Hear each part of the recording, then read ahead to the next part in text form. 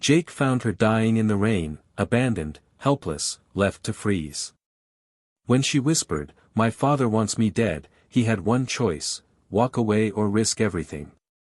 What he discovered next about her powerful family would either save her life or destroy his own. Some rescues change everything forever. Before you watch full story, comment below from which country are you watching. Don't forget to subscribe for more amazing stories. The rain hit like bullets against Jake Morrison's leather jacket as he rode his Harley through the empty streets of Millbrook. It was past midnight, and the storm had driven everyone indoors. Everyone except Jake, who preferred the company of thunder to the silence of his empty apartment. That's when he saw her. A figure slumped in a wheelchair on the sidewalk, rain pouring over her like a waterfall. Her head hung forward, long dark hair plastered against her face. She wasn't moving. Jake's instincts kicked in immediately. He'd seen enough in his 40 years, 10 of them as a firefighter, to know when someone was in serious trouble. He pulled over fast, killed the engine, and ran toward her. "Hey! Can you hear me?" The woman's head lifted slowly. She couldn't have been more than 25. Her lips were blue, her thin dress completely soaked through. She was shaking violently. "Please." Her voice was barely a whisper. "Please, just leave me." Jake knelt beside her wheelchair. "I'm not leaving anyone out in this weather. You'll freeze to death." "Maybe that's the point," she said, and something in her voice, a deep, hollow despair, made Jake's chest tighten. He looked around. The street was completely empty. No cars, no lights in nearby windows. Whoever had left her here had chosen this spot carefully. Isolated. Forgotten. "What's your name?" Jake asked gently. "Lily." She looked at him with eyes that had given up. "Just go. Pretend you never saw me." "Can't do that, Lily. It's not in my nature." Jake stood up and started looking at her wheelchair. It was expensive, the kind that cost thousands of dollars. Her clothes, though soaked, looked expensive too. This wasn't a homeless person. This was someone who'd been taken care of until very recently. "I have a place 3 blocks from here," Jake said. "Small apartment above my shop. It's warm. I can make you some hot coffee. After that, if you want to leave, I'll take you anywhere you want to go. Deal?" Lily stared at him for a long moment. "Why would you help me? You don't even know me." "Don't need to know you to know that leaving someone in the rain is wrong." Jake moved behind her wheelchair. "I'm going to push you to my truck. It's right over there." "Okay." She didn't answer, but she didn't protest either. Jake pushed her wheelchair to his pickup truck, which he kept parked nearby for supply runs. Getting her into the passenger seat was tricky, but he managed it carefully, then folded the wheelchair into the truck bed. The drive to his shop took less than 5 minutes. Jake owned Morrison's Auto Repair, a small garage that barely made enough to keep the lights on. Above it was a tiny apartment, 1 room, really, with a bathroom and a kitchen corner. He carried Lily upstairs and set her on his only couch. Then he grabbed every blanket he owned and wrapped them around her. "Coffee or tea?" he asked. "Coffee," she managed through chattering teeth. While the coffee brewed, Jake found some dry clothes, an old sweatshirt and sweatpants that would be too big for her, but at least they were warm and dry. "Bathroom's there," he pointed. "You can change if you want. Take your time." Lily looked at the clothes, then at him. "You're really just helping me? No strings attached?" "No strings," Jake confirmed. "Scout's honor." She wheeled herself to the bathroom and closed the door. Jake heard the lock click, which he understood completely. She had no reason to trust him. While she changed, Jake made the coffee and tried to figure out what to do next. Something was very wrong here. People in expensive wheelchairs didn't end up abandoned on street corners by accident. Someone had put her there deliberately. The question was, Why? Lily emerged wearing his oversized clothes, looking slightly less like a drowned ghost. Jake handed her a steaming mug of coffee. "Thank you," she said quietly, wrapping her hands around the warmth. They sat in silence for a few minutes, listening to the rain pound against the windows. Jake didn't push. He'd learned patience during his firefighter days. People talked when they were ready. Finally, Lily spoke. "My family left me there." Jake felt anger flash through him, but kept his voice calm. "Your family?" "My brother, technically. But he was following my father's orders." She stared into her coffee. "I've been inconvenient for the past 2 years." "Inconvenient how?" Lily took a deep breath. 2 years ago, I was in a car accident. Drunk driver ran a red light and hit me head-on. I woke up in the hospital and couldn't feel my legs. The doctor said I might walk again someday with therapy and time. But that would require someone actually caring whether I got better. Your family didn't care. My father is Richard Chen. Does that name mean anything to you? Jake's eyebrows shot up. Everyone in Georgia knew Richard Chen, real estate developer, millionaire, always in the news for his luxury condo projects. The man's face was on billboards across the state. The Richard Chen? Jake asked. That's the one. Lily's voice was bitter. The accident happened 3 months before his biggest development launch. A paralyzed daughter didn't fit the image he wanted to project. So he made me disappear. What do you mean, disappear? He put me in a private facility upstate. Told everyone I was getting specialized treatment. But really, I was just stored there. Like furniture he didn't want anymore but couldn't throw away. Her voice cracked. They kept me sedated most of the time. I barely remember the first year. Jake felt sick. That's illegal. That's kidnapping. It's only kidnapping if someone reports it. Who was going to report it? My mother died when I was 10. I have no other family except my brother, and he does whatever our father says. Lily looked at Jake with haunted eyes. I've been a prisoner for 2 years. And 3 weeks ago, I finally escaped. How? There was a new nurse. Young guy, maybe 22. He actually talked to me like I was human. One night, he accidentally left a door unlocked during his shift change. I don't know if he did it on purpose, but I took my chance. I wheeled out of that place at 2 in the morning and never looked back. Where have you been for 3 weeks? Streets, shelters, doorways. Anywhere I could hide. Lily's hands trembled around her coffee cup. My father's been looking for me. He has people everywhere, private investigators, security guards. Tonight, they finally found me behind a grocery store. They grabbed me, threw me in a van, and drove around for an hour while they waited for orders from my father. Jake leaned forward. What orders? They got a call. I couldn't hear everything, but I heard enough. Lily's voice dropped to a whisper. My father told them to resolve the situation permanently. The man in charge, his name was Davis, he argued at first. Said this was going too far. But my father offered him $50,000 to make me disappear for good. Jesus, Jake breathed. They were going to kill me. But Davis said shooting me would leave evidence. So they came up with something else. Lily's eyes filled with tears. They dumped me on that corner in the storm. They figured I'd die of exposure, and it would look like a mentally unstable woman who wandered off and couldn't find shelter. No evidence.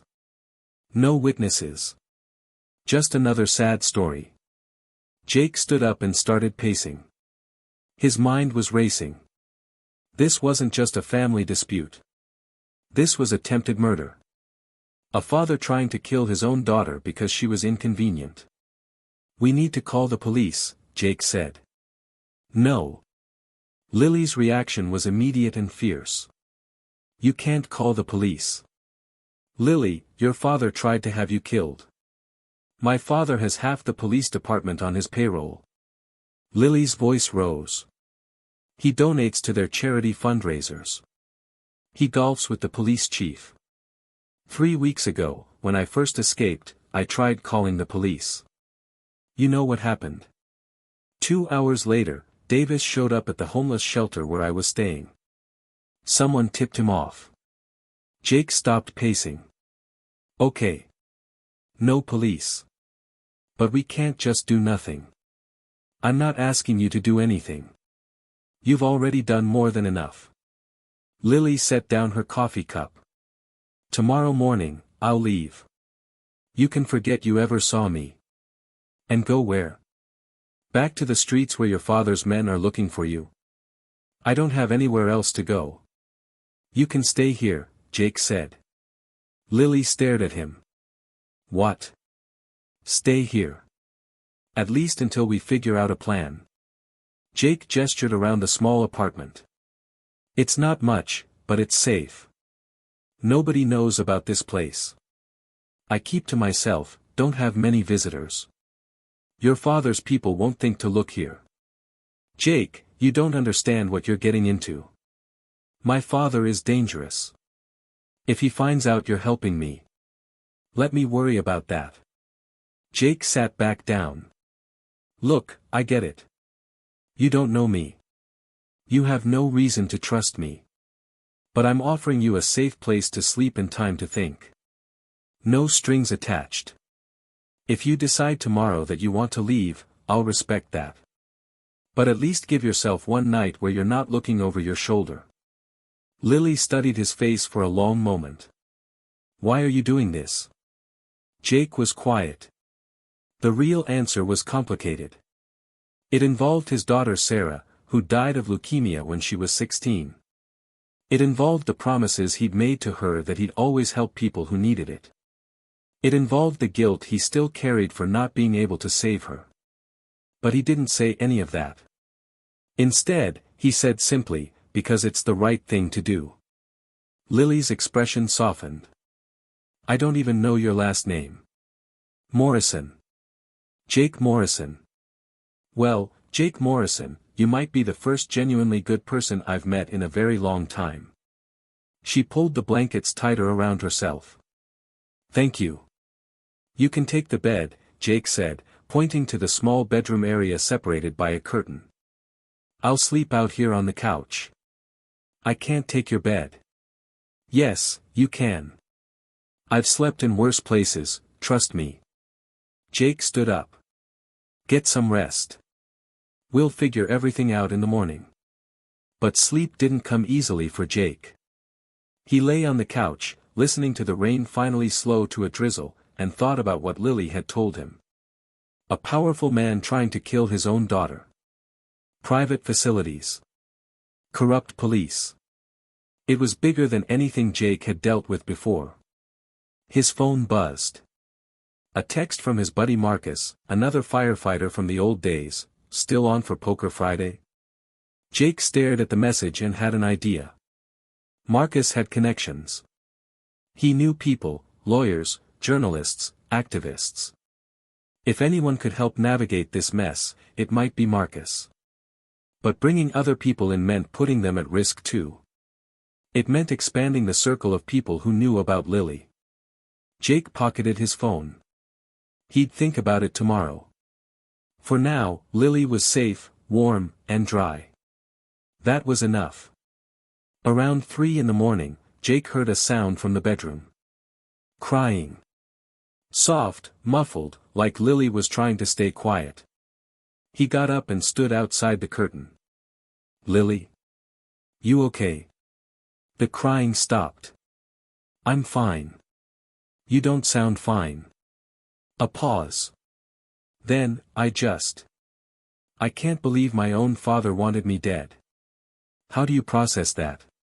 The person who's supposed to love you most in the world looked at you and decided you'd be better off gone. Jake pulled the curtain aside slightly. Lily was sitting up in bed, tears streaming down her face. You don't process it, Jake said quietly. Not right away. That kind of pain takes time. Did something like this happen to you? Jake hesitated. He rarely talked about Sarah. But something about this moment, the darkness, the vulnerability, made it feel right. My daughter died 6 years ago. Cancer. She was 16. Jake's voice was rough. For a long time, I was angry at the world. Angry at God. Angry at myself for not being able to save her. I pushed everyone away. Lost my job because I couldn't focus. Lost my marriage because I was too broken to be a husband. Ended up here, fixing cars and motorcycles, trying to figure out how to keep living when the person I loved most was gone. I'm sorry, Lily whispered. The point is, Jake continued, I understand what it feels like when the world turns upside down. When the people who should protect you can't. When you feel completely alone. But here's what I learned, you're stronger than you think. The fact that you're still here, still fighting after everything you've been through, that takes incredible strength. I don't feel strong. I feel broken. Broken things can be fixed, Jake said. Trust me. I fix broken things for a living. Lily managed a small smile through her tears. Is that what I am? A broken thing you're going to fix? No. You're a person who deserves better than what she got. And if I can help give you that, I will. They talked for another hour. Lily told him about her life before the accident. She'd been studying architecture, had dreams of designing sustainable housing for low-income communities. She'd had friends, a boyfriend, a future. Jake told her about his firefighter days, about Sarah's love of terrible puns, about how he'd bought this shop with his pension money as a way to start over. By the time they both fell asleep, something had shifted. They weren't just a rescuer and a victim anymore. They were two broken people who'd found each other in the storm. The next morning, Jake woke to the smell of coffee. He sat up, confused. He was the only person who used the coffee maker. He walked into the kitchen area and found Lily at the counter, struggling but managing to pour 2 cups of coffee. Hope you don't mind, she said. I figured I owed you breakfast, but cooking from a wheelchair in an unfamiliar kitchen is harder than it looks. So, coffee it is. Jake smiled. Coffee's perfect. They sat together in comfortable silence, watching the morning sun break through the clouds. The storm had passed, leaving everything clean and fresh. I've been thinking, Lily said. About what you said last night. About fixing broken things. Yeah. Maybe I don't need to be fixed. Maybe I just need help getting somewhere safe where I can fix myself. She looked at Jake. Do you know anyone who could help me legally? Someone my father can't buy? Jake thought about Marcus again. Maybe. I have a friend who knows people. Let me make some calls. Jake, if your friend gets involved, he could get hurt. My father doesn't mess around. Neither do I, Jake said quietly. Neither does my friend. We both spent years running into burning buildings while everyone else ran out. This is just another kind of fire. Lily studied him. You really mean that, don't you?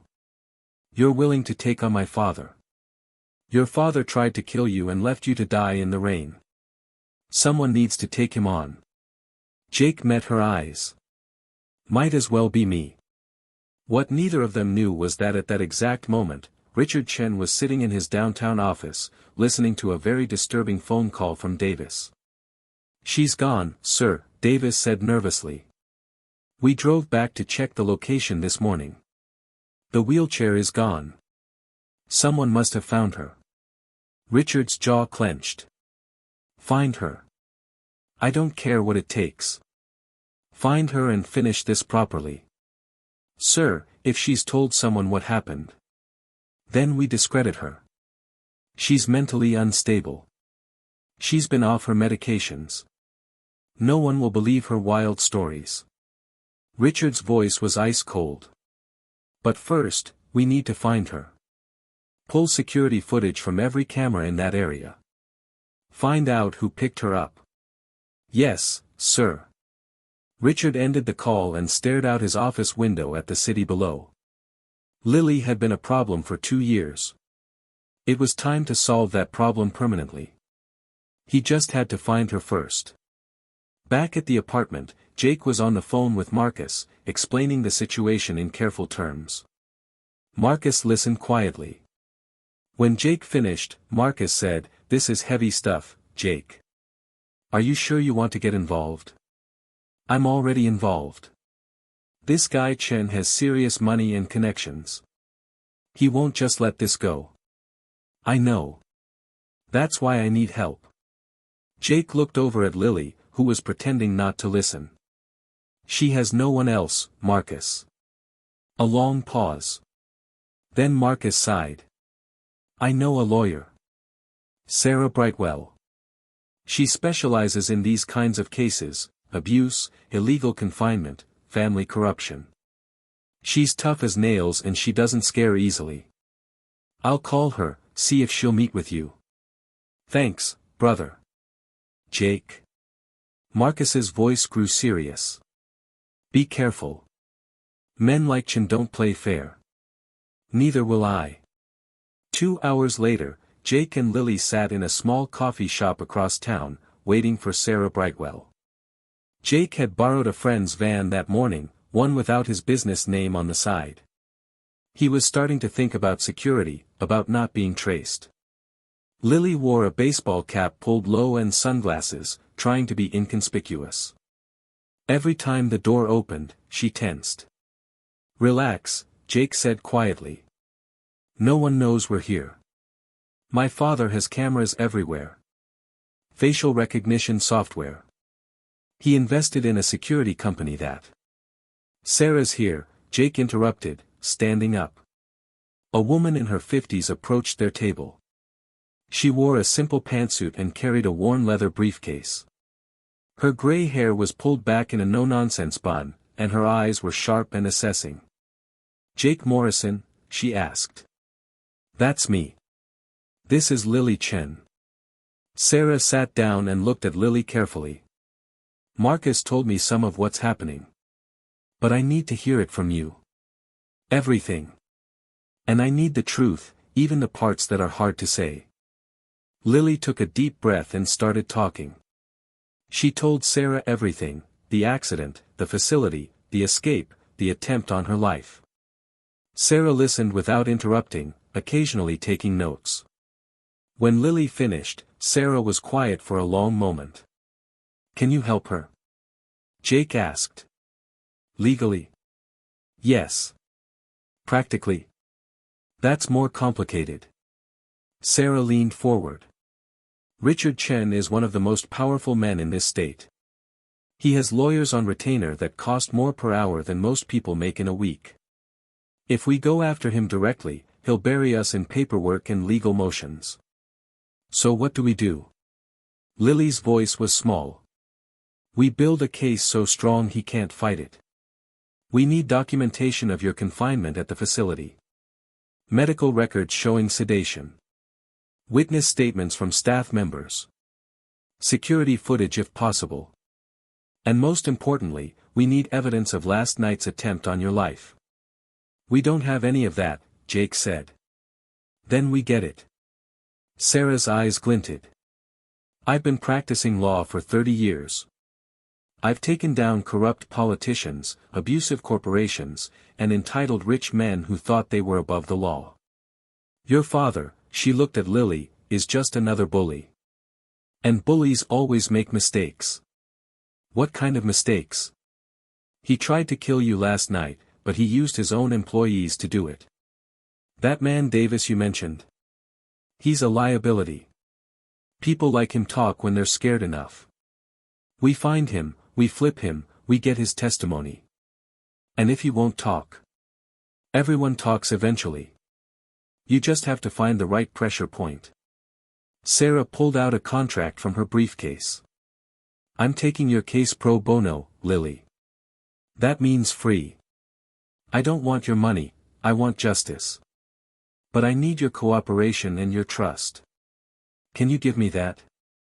Lily looked at Jake, who nodded encouragingly. Then she looked back at Sarah and said, yes. I'm ready to fight. Good. Sarah stood up. First things first. We need to get you somewhere safe. Really safe. Not a friend's apartment, no offense to Jake, but somewhere your father will never think to look. Where? Jake asked. I have a client who owns a cabin in the mountains. 2 hours from here, completely off the grid. No internet, no phone service unless you climb to the top of the ridge. It's not comfortable, but it's invisible. Sarah looked at them both. Pack light. I'll drive you there tonight. Tomorrow, we start gathering evidence. That evening, as Jake packed a small bag, his phone rang. Unknown number. Hello. Is this Jake Morrison? A man's voice, smooth and professional. Who's asking? My name is Richard Chen. I believe you have something that belongs to me. Jake's blood ran cold. I don't know what you're talking about. I think you do. My daughter Lily went missing last night from a medical facility. I have security footage showing a man matching your description picking her up in the rain. That man was driving a pickup truck registered to Morrison's Auto Repair. Jake cursed himself. He'd been so focused on getting Lily to safety, he hadn't thought about traffic cameras. Mr. Morrison, I'm a reasonable man, Richard continued. I understand you thought you were helping someone in distress. But my daughter is mentally ill. She requires specialized care. Return her to me, and I'll forget this ever happened. I'll even throw in $20,000 for your trouble. She told me what you did, Jake said quietly. About the facility. About last night. A pause. Then Richard's voice changed, losing all pretense of friendliness. Then you know what I'm capable of. You're a small business owner, Mr. Morrison. Your shop is barely staying afloat. One call to the city inspector, one anonymous tip about code violations, and you're shut down. One call to your bank, and your business loans get called in. I can destroy you without breaking a sweat. Then do it, Jake said. Because I'm not handing her over to you. You're making a mistake. No. The mistake was yours. You should have been a better father. Jake hung up and immediately called Sarah. Chen knows where I live. He knows about my shop. We need to leave now. On my way. Be ready in 15 minutes. Jake grabbed Lily and their bags, and they rushed downstairs to wait. His hands were shaking. He'd just made an enemy of one of the most powerful men in the state. But when he looked at Lily's face, scared but also grateful and determined, he knew he'd made the right choice. Some things were worth fighting for, even when the fight seemed impossible. A black sedan pulled up. Sarah was behind the wheel. Get in. We're not stopping until we reach the cabin. As they drove away into the night, Jake looked back at his shop one last time. He didn't know if he'd ever see it again. He didn't know if they could actually win against Richard Chen. But he knew one thing for certain, he wasn't going to abandon Lily. Not tonight. Not ever. The real battle was just beginning. The cabin was exactly as Sarah had described, small, rustic, and completely isolated. It sat on the side of a mountain, surrounded by dense forest. The nearest neighbor was 5 miles away. It's perfect, Jake said as they unloaded their bags. It's freezing, Lily added, shivering. There's a wood stove inside, Sarah said. And plenty of firewood. You'll be warm once you get it going. Inside, the cabin was basic but functional. One large room with a kitchen area, a wood stove, and a sleeping loft accessible by ladder. A small bathroom with a composting toilet. No electricity, just oil lamps and candles. How am I supposed to get up there? Lily asked, looking at the ladder to the loft. You're not, Jake said. I'll sleep in the loft. You take the couch down here. Sarah lit some lamps and got the fire started. I need to head back to the city tonight.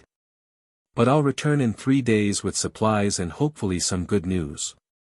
What are you going to do? Lily asked. I'm going to track down Davis, the man who tried to kill you. I have a private investigator who owes me a favor. We'll find him. Sarah squeezed Lily's shoulder.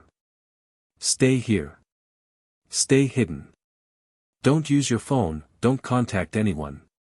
Your father is looking for you, and right now, invisibility is your best defense. After Sarah left, Jake and Lily sat by the fire, the reality of their situation settling in. I can't believe this is my life now, Lily said quietly. Hiding in a cabin in the woods like a criminal. You're not a criminal. Your father is. I know. But it doesn't feel that way. It feels like I'm the one on the run. Jake poked at the fire. My daughter Sarah used to say something when she was sick. She'd say, Dad, sometimes life isn't fair, but that doesn't mean we stop fighting. She sounds like she was smart. She was. Smarter than me, that's for sure. Jake smiled sadly. She would have liked you. How do you know? Because she always rooted for the underdog. And right now, you're definitely the underdog.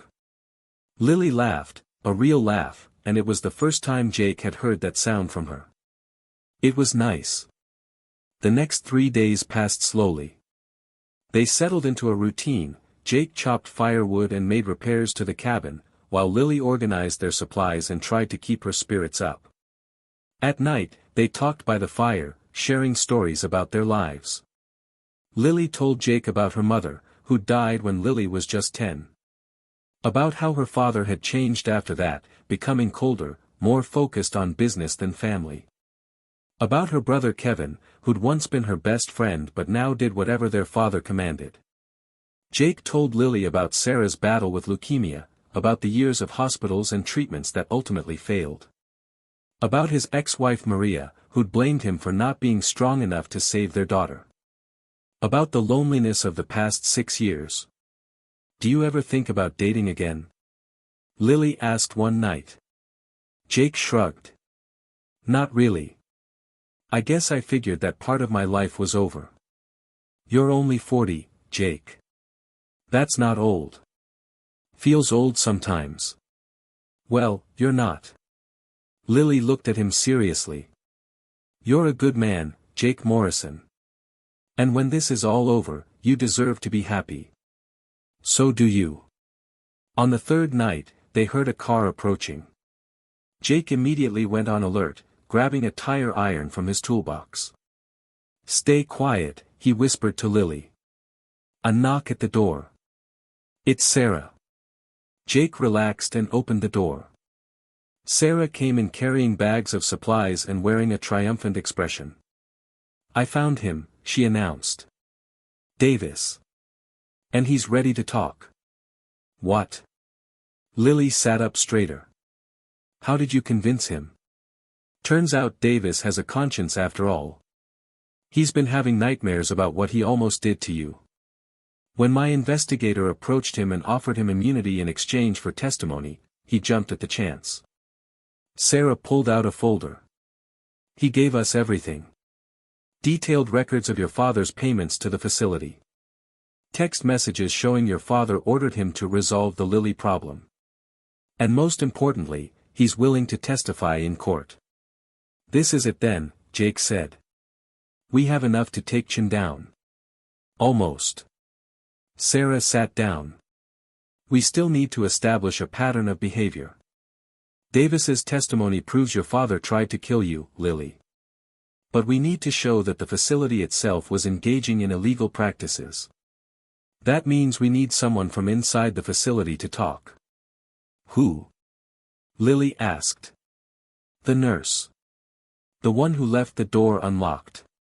His name is Tom Bradley, and he still works there. Sarah looked at Lily. If we could get him to testify about the conditions, about the forced sedation, about how many patients are being held against their will, that would seal the case. How do we reach him? That's the tricky part. The facility is locked down tight. No visitors without approval. All communications monitored. Sarah paused. Unless someone went in as a patient. No, Jake said immediately. Absolutely not. We're not sending Lily back there. Not Lily, Sarah said. You. Jake stared at her. Me? Think about it. You're the right age. You could pose as someone seeking treatment for depression following a family tragedy. Which, technically, isn't even a lie. Once you're inside, you make contact with Tom, explain the situation, and convince him to help us. That's crazy, Jake said. It's also our best shot, Sarah replied. Unless you have a better idea. Jake looked at Lily, who was pale but nodding. She's right, Jake. We need Tom's testimony. Without it, my father's lawyers will argue that the facility was legitimate and I was just a disturbed patient who ran away. What if they recognize me? Jake asked. Chen has my picture. He probably sent it to the facility. You were in that picture wearing motorcycle gear with long hair, Sarah said. We clean you up, give you a haircut, put you in khakis and a polo shirt, you'll look like a completely different person. Besides, the facility has hundreds of patients. The staff won't be looking for you specifically. Jake ran his hand through his hair. This is insane. Yes, Sarah agreed. But it might work. 2 days later, Jake barely recognized himself in the mirror. Sarah had taken him to a barber who'd cut his shoulder-length hair into a neat, conservative style. He wore wire-rimmed glasses with clear lenses and clothes that made him look like a suburban dad. I look ridiculous, Jake muttered. You look perfect, Sarah said. Remember, you're James Monroe, a recently divorced accountant struggling with depression. Your ex-wife suggested you seek treatment. You heard good things about Pinehaven facility. Pinehaven. Right. Jake had memorized his cover story, but his stomach was still in knots. Lily wheeled up to him. Are you sure about this? No, Jake admitted. But I'm doing it anyway. She took his hand. Be careful. My father owns that place. If they figure out who you really are. They won't. Jake squeezed her hand. I'll find Tom, get his testimony, and be out in 48 hours. Sarah has a judge ready to issue a warrant the moment we have enough evidence. And then? And then your father goes to prison, where he belongs. The drive to Pinehaven took 2 hours. Sarah dropped Jake off at the gate and drove away. He was on his own now. The facility looked innocuous from the outside, a large Victorian house painted cheerful yellow, surrounded by gardens. The sign read, Pinehaven Wellness Center, a place of healing and hope. Jake walked up to the front desk where a young woman with a bright smile greeted him. Welcome to Pinehaven. Do you have an appointment? Yes. James Monroe. I spoke with someone on the phone yesterday about voluntary admission. The receptionist checked her computer. Ah yes, Mr. Monroe. Dr. Patterson is expecting you. If you'll just fill out these forms, someone will be with you shortly. Jake sat in the waiting room, filling out paperwork with his fake information. Around him, other people waited, some looking nervous, others blank and medicated. The place had the sterile smell of hospitals mixed with something else. Something that reminded Jake of sadness. Mr. Monroe. Jake looked up to see a man in his 50s, wearing a white coat and a professional smile that didn't reach his eyes. I'm Dr. Patterson. Welcome to Pinehaven. Why don't we step into my office and discuss your treatment plan? In the office, Dr. Patterson went through the standard questions. Jake stuck to his story, divorce, depression, trouble sleeping. He made sure to sound desperate enough to need help but not so disturbed that they'd put him on heavy medication. "We have a wonderful program here," Dr. Patterson said. "Group therapy, individual counseling, medication management. Most of our patients show significant improvement within 30 days. 30 days? Jake hadn't planned on being here that long. That's the minimum stay for our voluntary patients. Of course, you can leave any time you wish, but we strongly recommend completing the full program." "Of course," Jake said, hiding his concern. "Let me show you to your room." The room was small but clean, a single bed, a dresser, a window with bars disguised as decorative ironwork. The door locked from the outside. "Dinner is at 6 in the common room," Dr. Patterson said.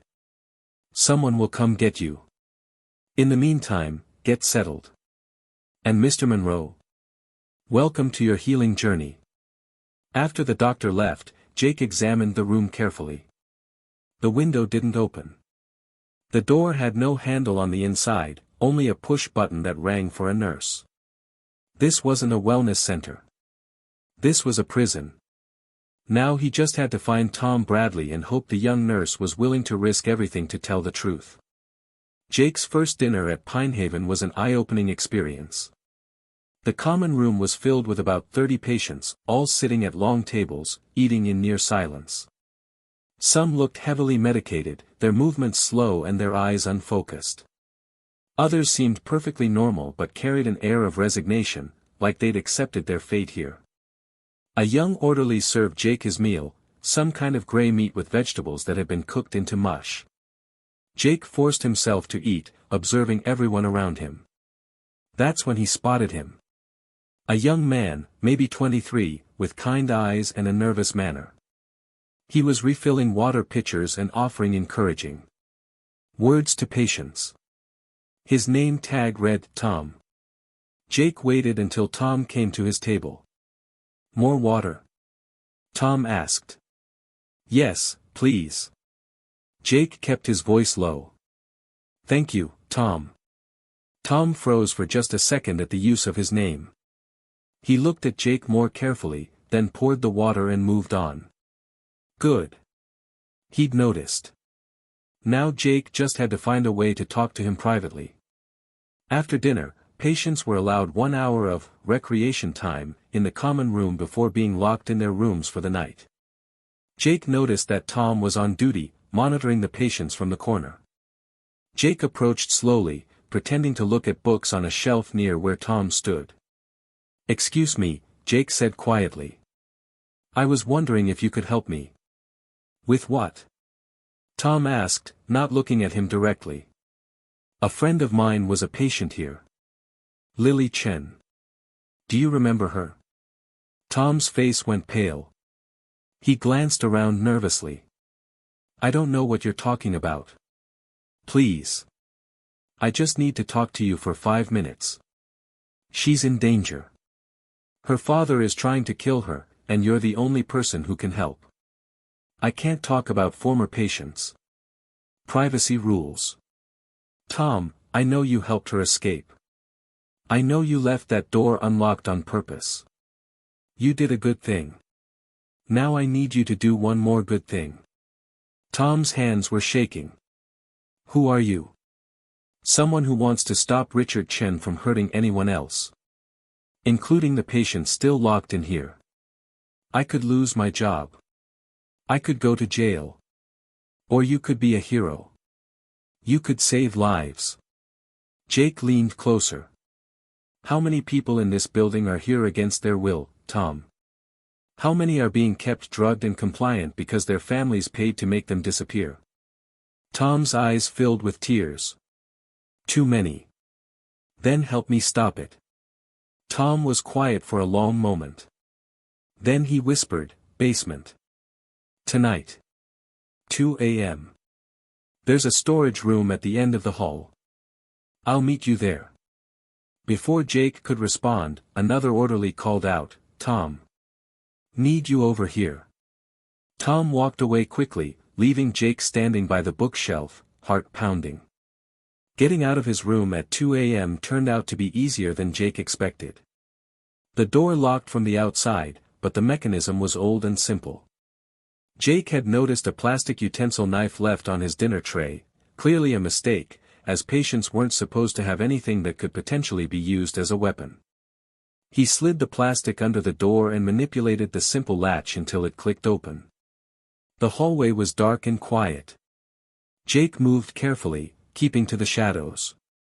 He found the stairs to the basement and descended slowly, every creak of the old wood sounding impossibly loud in the silence. The basement was colder than the upper floors, and it had that same sad smell but stronger. Jake found the storage room at the end of the hall and slipped inside. Tom was already there, sitting on a box of supplies, looking terrified. "You came," Tom said. "I told you I would." Jake closed the door behind him. "Thank you for meeting me. I shouldn't be doing this. If they find out I'm talking to you."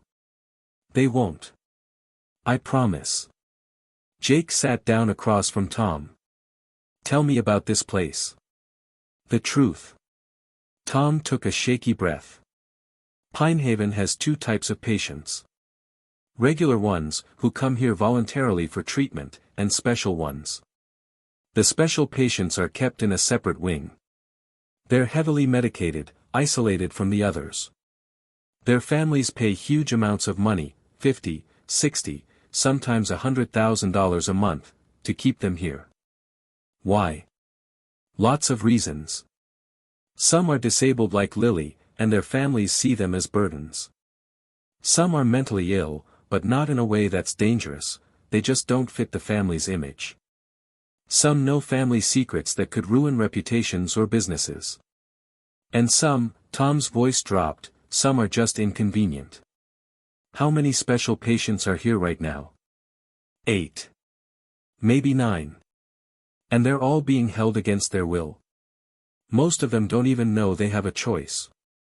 They've been told they're too sick to leave, that their families don't want them, that this is the best place for them. The medication keeps them too foggy to question it. Jake felt sick. Who else knows about this? Dr. Patterson runs the program. A few of the senior nurses. Most of the regular staff don't know anything about it. I only found out by accident when I saw the financial records Dr. Patterson left open on his computer one day. Will you testify about this? In court? Tom looked terrified. They'll destroy me. Dr. Patterson has connections. Richard Chen has connections. I'm just a nursing student trying to pay off my loans. Tom, 8 people are being held prisoner here. How many more are in facilities like this around the country? Hundreds. Thousands. Jake leaned forward. You have a chance to stop it. To expose this whole corrupt system. Yeah, it's scary. Yeah, there might be consequences. But isn't it worth it to save those people? Tom was quiet for a long time. Finally, he said, Lily. Is she okay? She's safe. And she's ready to fight. But she needs you. We all need you.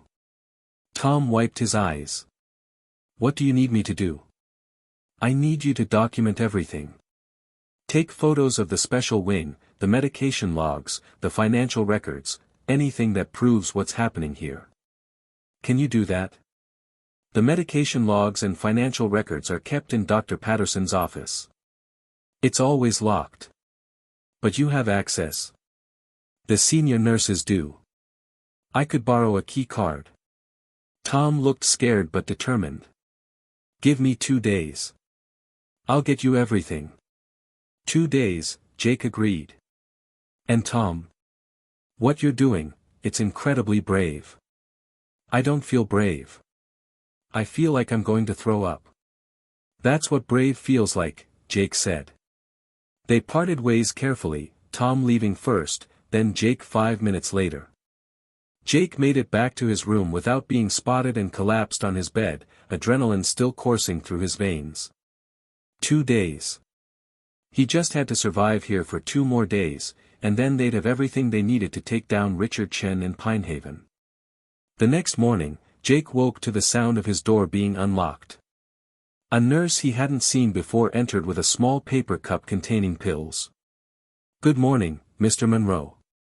Time for your medication." Jake's heart sank. He'd hoped to avoid this. "What is it?" "Just something to help with your anxiety and depression." "Doctor's orders." "I'd prefer to start with therapy before medication," Jake said carefully. The nurse's smile didn't waver, but her eyes grew hard. "All patients must take their prescribed medication. It's part of the program. And if I refuse? Then we'll have to note that in your file as non-compliance. Which might result in a longer stay until you're willing to participate in your treatment." Jake understood the threat. Take the pills or raise suspicion.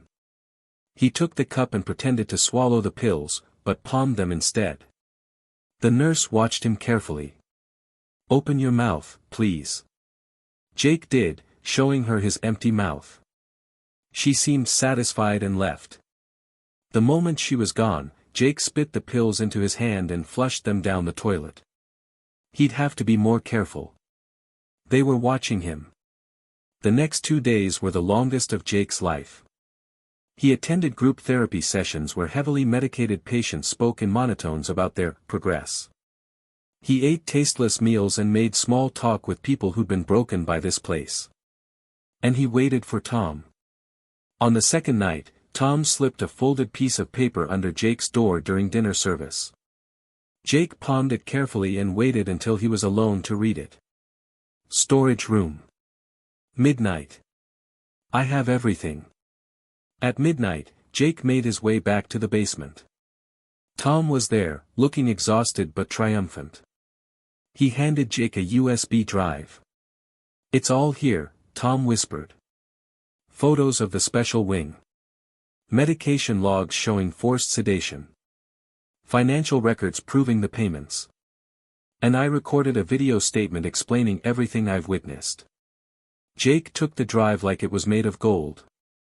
"Tom, you're a hero. You know that, right?" "I'm terrified," Tom admitted. "But Lily deserves justice." "They all do. One more thing. Can you get me out of here tonight? I need to get this evidence to our lawyer as soon as possible." Tom nodded. "There's a service entrance in the kitchen. It's only monitored during the day. I can disable the alarm long enough for you to get out." 20 minutes later, Jake was walking through the darkness toward the main road, the USB drive safely in his pocket. He'd made it. He had the evidence. Now they could finally fight back. He pulled out the phone Sarah had given him, a burner, untraceable, and called her number. "It's me. I'm out. And I have everything we need." The next 3 months were a whirlwind.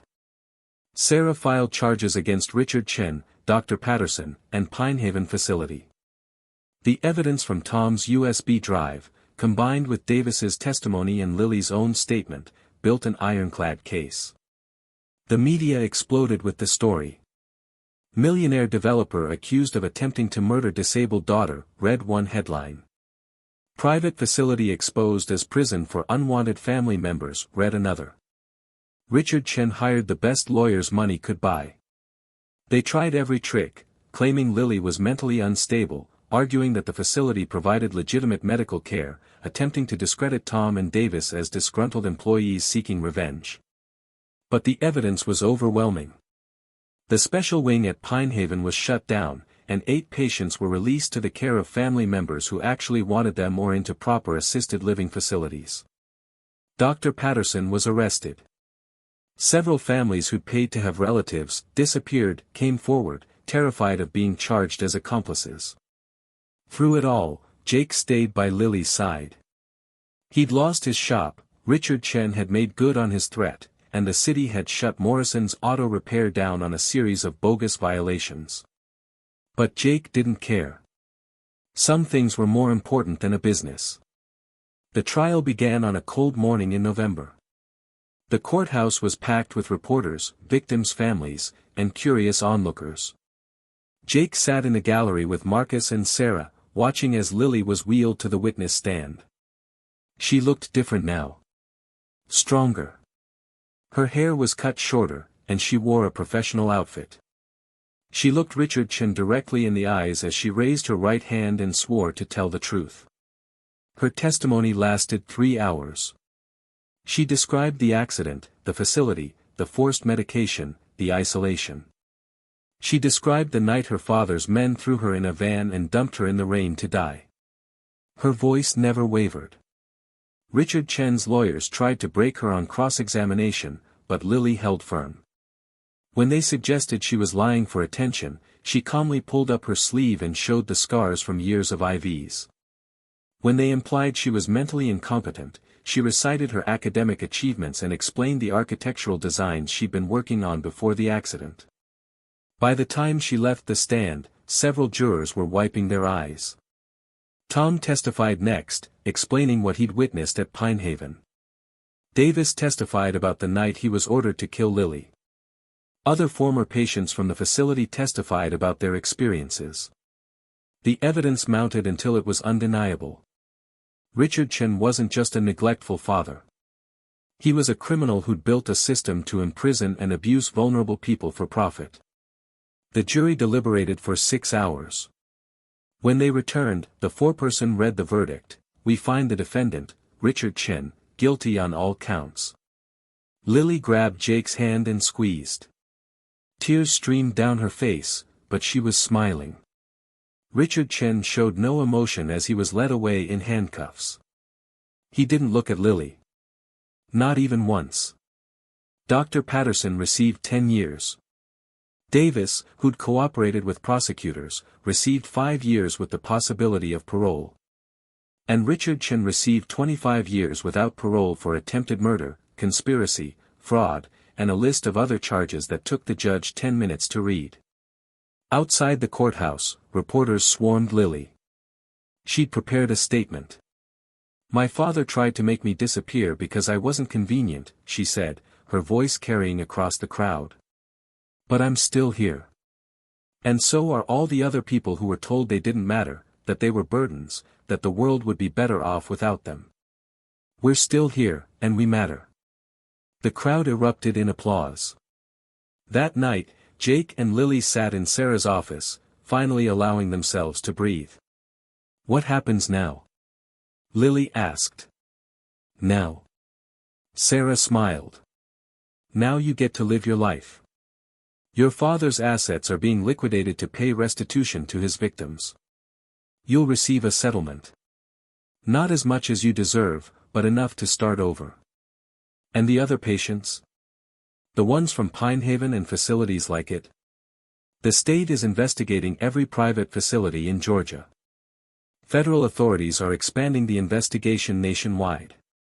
What you started here, Lily, it's going to help a lot of people." Lily looked at Jake. "What about you?" "Your shop is gone," Jake finished. "But I'll figure something out. I always do." "Actually," Sarah interrupted, "I might have a solution for both of you." She pulled out a folder. "A group of advocates and former patients want to start a foundation. An organization that helps people who've been illegally confined, that investigates facilities, that provides legal support to victims. They want you to run it, Lily." Lily's eyes widened. "Me? You're the face of this movement. You're proof that the system can be beaten. And you have the passion and intelligence to make real change." Sarah looked at Jake. "They also need someone with investigative skills. Someone who's not afraid to take risks. Someone who can go undercover if needed." Jake raised an eyebrow. "You want me to keep infiltrating facilities? I want you to help shut them down. All of them." Jake and Lily looked at each other. "What do you think?" Lily asked. Jake thought about his daughter Sarah, about the promise he'd made to always help people who needed it. He thought about the 8 patients they'd freed from Pinehaven, and how many more were still out there, forgotten and abandoned. "I think," Jake said slowly, "that it sounds perfect. The Freedom Foundation operated out of a small office in downtown Atlanta. The walls were covered with photos, patients who'd been freed, facilities that had been shut down, families that had been reunited. Lily rolled between desks where a team of 5 people worked: investigators, lawyers, social workers. She'd become a fierce advocate, appearing on news programs and speaking at conferences about disability rights and elder abuse. Jake had just returned from his 3rd undercover operation, this one at a facility in Florida. He'd gathered enough evidence to get it shut down and free 6 patients who'd been held there for years. "You look exhausted," Lily said as Jake collapsed into a chair in her office. "I am exhausted. Those places, they don't get easier to infiltrate. They just make me angrier." "But you got them out." "We got them out," Jake corrected. "This is a team effort." Lily smiled. "So what's next?" "Next? I was thinking maybe we take a day off. Do something normal people do." "What do normal people do?" "I don't know. Go to movies. Have dinner. Pretend the world isn't full of terrible people doing terrible things." "That sounds nice." Lily looked at him thoughtfully. "Jake, can I ask you something?" "Sure. Do you ever regret it? Stopping that night in the rain? Everything you lost because of me?" Jake was quiet for a moment. "I lost a failing business and an apartment I hated. But I gained a purpose. I gained you. I gained all of this." He gestured around the office. "No, Lily. I don't regret it for a second." "Good." She wheeled closer. "Because I have something to tell you." "What?" "Tom called today. You remember Tom, the nurse from Pine Haven?" "Of course. He's finishing his nursing degree, and he wants to work with us. Help train our investigators on what to look for in facilities." Lily's eyes were bright with excitement. "And there's more. 3 other former Pine Haven patients want to join the foundation. They want to help other victims like themselves." "That's amazing. We're growing, Jake. What we started, it's becoming something real. Something that's going to make a real difference." Jake felt something warm spread through his chest. Sarah would be proud. "My daughter, I mean. She always said the best way to honor the people we've lost is to help the people we can save." She was right. They sat in comfortable silence, watching the sun set through the office window. 2 broken people who'd found each other in a storm and built something beautiful from their pain. Jake's phone buzzed. A text from Marcus: "Heard you freed 6 more. Proud of you, brother." Another text from Sarah Brightwell: "CNN wants to interview Lily about the foundation. You interested?" And one more from an unknown number: "My name is Patricia. I think my mother is being held at a facility against her will. Can you help?" Jake showed the last message to Lily. "Looks like we've got another case." Lily straightened her shoulders. "Then let's get to work." Outside, rain began to fall, gentle and cleansing. But unlike that terrible night a year ago, no one was abandoned in the storm. Not anymore. Because Jake Morrison and Lily Chen had learned an important truth: sometimes the people the world throws away are the very ones who change it. And they were just getting started.